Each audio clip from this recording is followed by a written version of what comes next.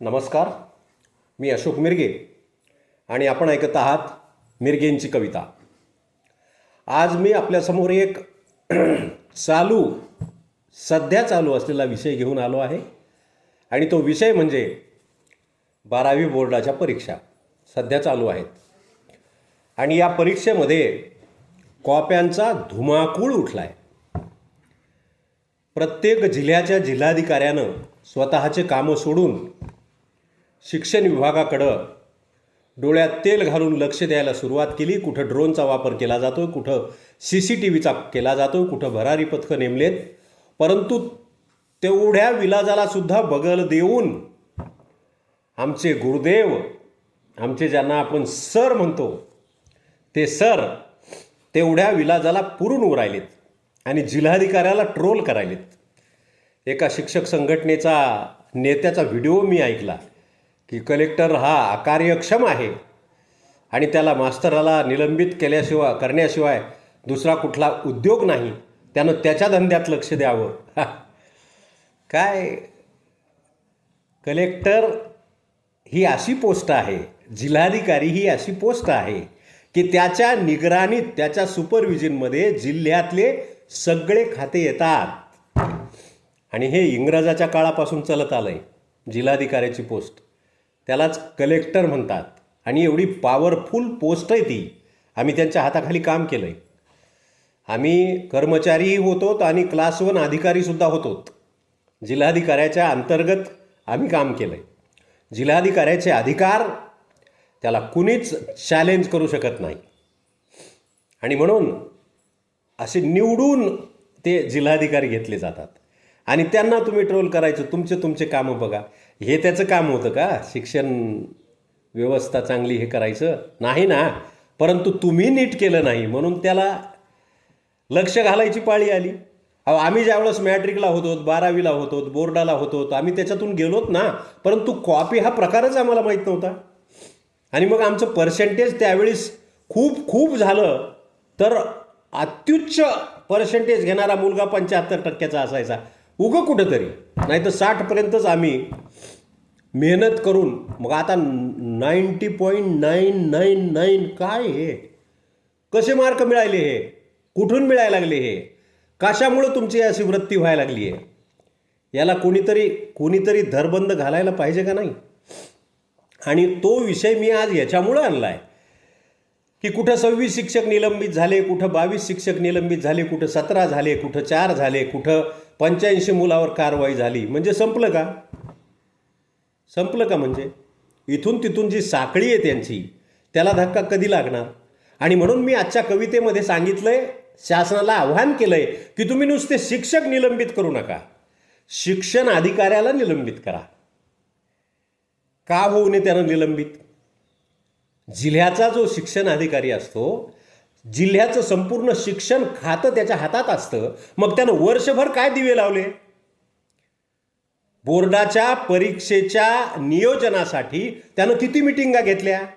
Centre ठरविल्यानंतर तिथं काय असावं, कशी व्यवस्था पाहिजे, याच्याबाबत त्यानं काय कार्य केलं? त्यानं आतापर्यंत किती अहवाल दिले जिल्हाधिकाऱ्याला? आणि मग त्याची जिम्मेदारी काहीच नाही का? तुम्हाला सांगू, मी बहुतेक नायब तहसीलदार होतो का मंडळाधिकारी होतो मला एवढं आठवत नाही, परंतु रेणापूर मतदारसंघ होता आणि रेणापूर मतदारसंघाला विधानसभेला स्वर्गीय गोपीनाथरावजी मुंडे उमेदवार होते आणि त्यावेळेस रेणापूर मतदारसंघाच्या मतपेट्या पळविल्याची घटना झाली होती. पोलिसांचं कडं तोडून मध्ये लोक गेले होते. अशा वेळेस तिथं निगराणीवर असलेले पोलीस तर निलंबित झालेच, तिथले तहसीलदार तर निलंबित झालेच, परंतु बीड जिल्ह्याच्या इतिहासात पहिल्यांदा जिल्हाधिकारी निलंबित झाले. होगे पाटील असं नाव होतं त्या जिल्हाधिकाऱ्याचं. मग जिल्हाधिकाऱ्याला निलंबित व्हावं लागतं तर शिक्षणाधिकाऱ्याला का नसावं? आणि भरारी पथकात शिक्षणाधिकारी कशाला घ्यायचे हो? कशासाठी घ्यायचे? शिक्षण भरारी पथकामध्ये शिक्षण खातं सोडून दुसरे लोक घ्या. त्यांचे तर लागे बांधे असतात, सरांचे त्यांचे फोन चालू असतात. आणि मग आम्ही यायलो ते भरारी पथकाला आधीच कळाल्यानंतर, मग भरारी पथक यायला हे शाळेत आधीच कळाल्यानंतर अर्थ काय राहिला त्याच्यामध्ये? हां, हा नुसता फारच चाललाय का नाही? मग याच्यामुळं हे कुठंतरी थांबलं पाहिजे आणि हे पर्सेंटेज कुठंतरी खाली आलं पाहिजे, कारण हे पर्सेंटेज खरं नाहीच आहे. ते पुढं पोरं कुठं गायब होतेत? अहो, एवढे पोरं 90% 99% मार्क घ्यायलेत, चालले कुठं हे? पुन्हा बोर्डात एवढे मार्क घेतलेले हे काही पुन्हा दृष्टी पडत नाहीत. आणि तुमच्यामध्ये जर गुणवत्ता असेल ना, तर त्या मुलाला कॉपी करायची गरज नाही. मेहनत घ्यायची तयारी असेल ना, तर त्याला चांगलं कॉलेज असावं, चांगले सगळे असावेत, चांगल्या सुख काही गरज नाही. तुमची मानसिकता पाहिजे.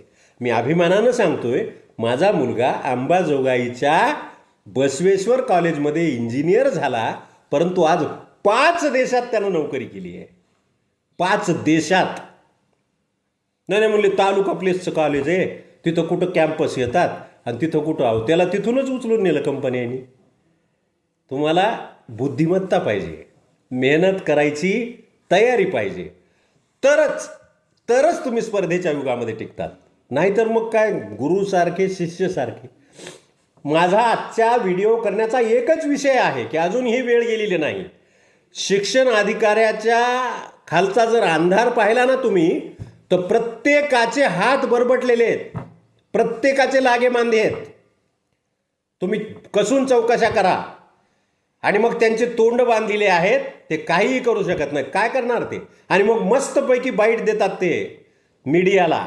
शिक्षण अधिकारी, आम्ही अमक्याच शिक्षकावर कारवाई केली, आम्ही त्यांच्यावर फौजदारी गुन्हे दाखल केले, आम्ही आता चौकशी सुरू केलेली आहे. अरे तुमचं काय? हां, तुम्ही काय दिवे लावले?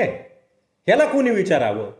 माझी जिल्हाधिकाऱ्यांना विनंती आहे की त्या शिक्षण अधिकाऱ्याला जिल्ह्याचा जबाबदार धरा आणि पहिल्यांदा त्याला निलंबित करा या कॉपी प्रकरणामध्ये.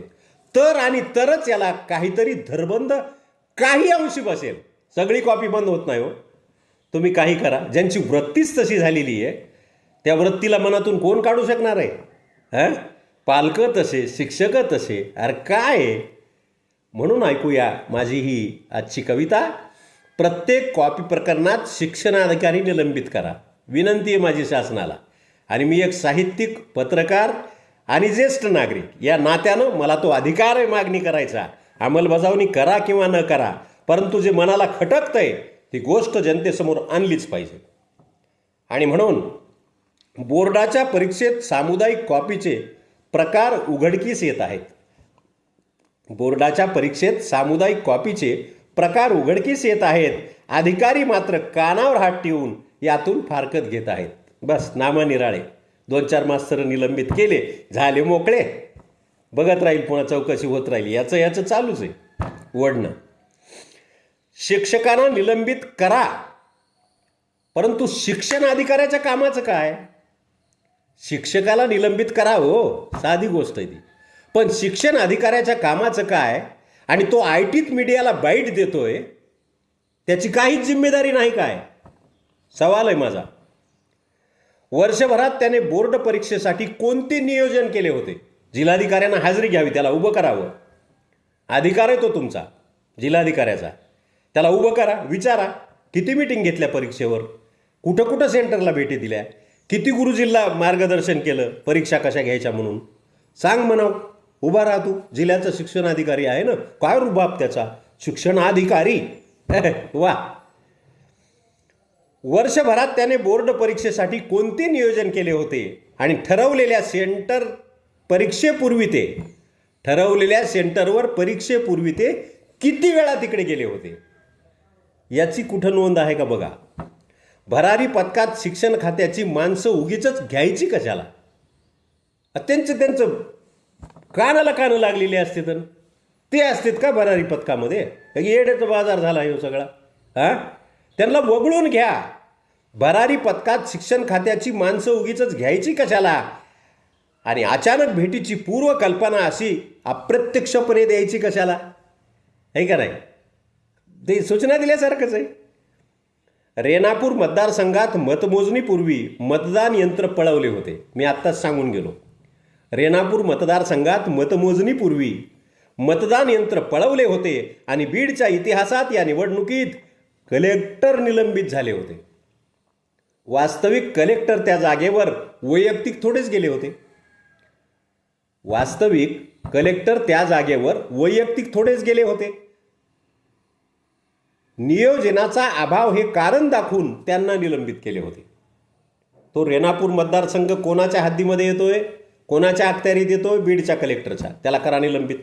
निवडणूक आयोगानं त्याला निलंबित केलं. मग ग्रामपंचायतची निवडणूक होती का विधानसभेची होती मला नेमकं आठवत नाही, परंतु तो प्रकार अगदी आम्ही नोकरीवर असताना घडला होता. तोंडात बोट घातला आम्ही, कलेक्टर सस्पेंड. वास्तविक कलेक्टर त्या जागेवर वैयक्तिक थोडेच गेले होते, पण नियोजनाचा अभाव हे कारण दाखवून त्यांना निलंबित केले होते. आणि अगदी तोच नियम बोर्डासाठी वापरून शिक्षेला पारदर्शकतेकडे नेलं पाहिजे. आमची मागणी आहे, विनंती आहे, अगदी तोच नियम बोर्डाच्या परीक्षेत वापरा आणि शिक्षेला पारदर्शकतेकडे नेलं पाहिजे. आणि शिक्षकासोबत शिक्षण अधिकाऱ्याला सुद्धा तात्काळ निलंबित केलं पाहिजे. त्याच्याशिवाय हे लोक वटणीवर येणार नाहीत. कोणाला आवडलं असेल तर नक्कीच तशी कमेंट करा. ही पोस्ट जास्तीत जास्त शेअर करा. चॅनलला सबस्क्राईब करा. पुन्हा एखादा नवीन विषय घेऊन मी आपल्यासमोर येईल. तोपर्यंत सर्वांचे धन्यवाद.